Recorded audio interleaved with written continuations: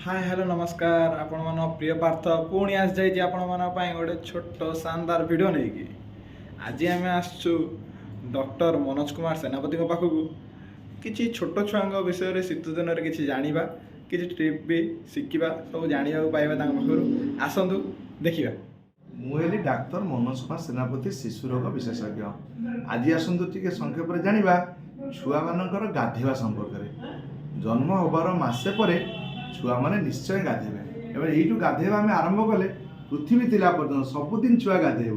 9टा बेले तेल लगेब 10टा बेले गाधेब आम गोटे भ्रांत धारणा थाए कि देह खराब अच्छी आज ठंडा पड़ जाइए आज मौसम भल ना वर्षा होची आम गाधेबानी देखो से भूल कथा आप देखिए जेबे गाधेवा बंद करदे पुणी जेबे गाधेबे देखिए पुणी ठंडा हम पुणी देह खराब हो आम पर कहूँ देह जदि मेडिसिन खाई ज्वर रोचे तार घंटा घंटा कर नख उषुम पाने पोछ तो प्रत्येक दिन 2 मिनट गाधेबार कौन अच्छी तो सब